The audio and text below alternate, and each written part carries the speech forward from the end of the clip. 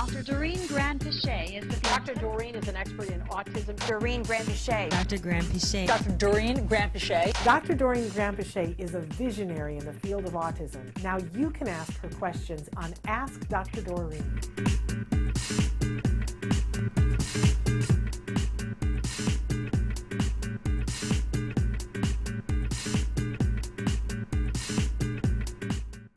Are you okay to push to Sure, push we through? can do one more, yeah. Okay, so I'm going to talk about the ceiling fan obsessions because I think that a lot of people deal with this kind of thing. My 4-year-old started to do old ceiling fan obsessions meltdowns again. He hasn't done this in years. He could stare at them all day. He carries a high chair with him in every room so he could pull the string to turn them on and off. He pretty much climbs anything he can find. I'm scared he will hurt himself. I don't know what to do to distract him with this behavior. I did notice before his fixation with fans, it started in the beginning of spring. He got allergies and became more hyperactive, and he's on allergy meds, but it hasn't helped him. Please help. By the way, I love your show and I watch it every day, and we love you back. That's awesome. Yeah. You know, I hate to tell you this, but when anything turns into a habit, you sort of have to block it and then gradually re-expose the individual to environmental factors. So like, in other words, what I'm saying is we have to prevent him from doing this, and then we can actually gradually put him around ceiling fans under controlled environments, and not allow him to obsess on them. So behaviorally, the easiest way to do that, given that you're not going to follow him around all day long, is to remove the ceiling fans or somehow prevent them from working.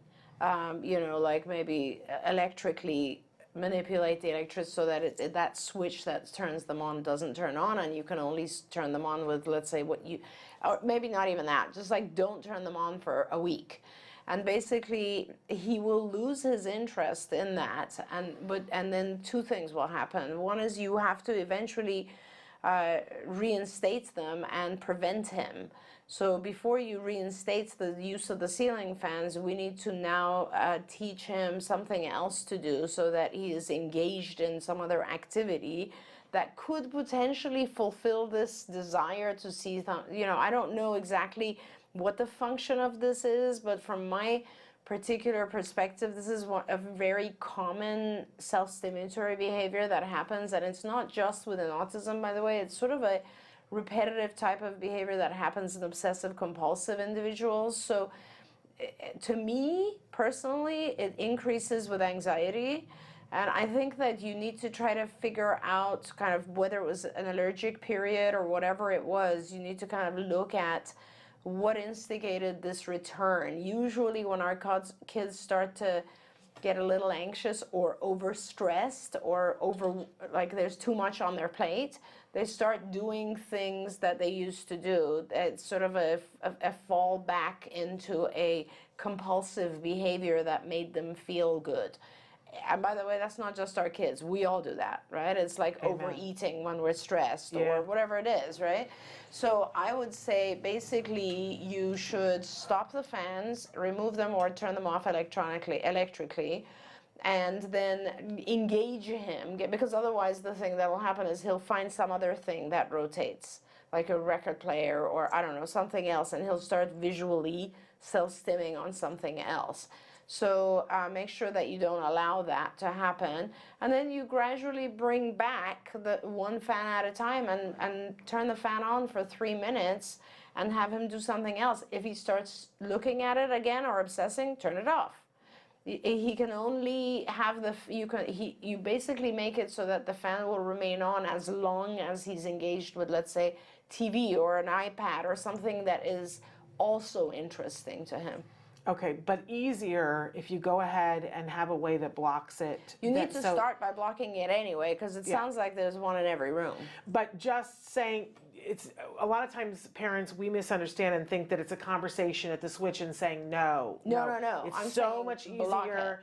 It's so much easier to like turn off the power supply to it, so that you can't, like, he can flick the switch and it's not going to do anything, or to have it removed. I just had to have a ceiling fan removed because we were hitting hands on it while playing VR games. How pathetic are we? But But it's not that difficult. And if you go to like Lowe's, they sell these flush lights that are LED that are really inexpensive. They're like $5, and then you can have the ceiling fan put back in later on.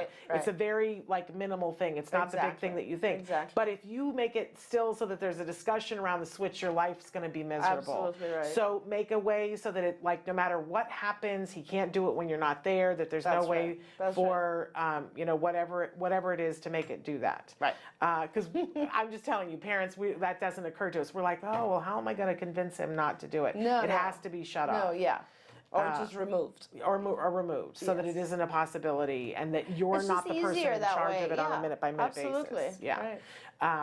And you know, he will want it to come back on. Right, so he will have a little tantrum. Let's just talk about that, because the switch won't work or it's not there anymore, but just ignore it, walk away from that. Yeah, it's not a discussion. It'll go away because we want to fast. talk about it. You know, you can't be watching that. You know, No it's the womp talking up, womp up, womp up, right? So we don't need to do that. That's Yes. wasted breath.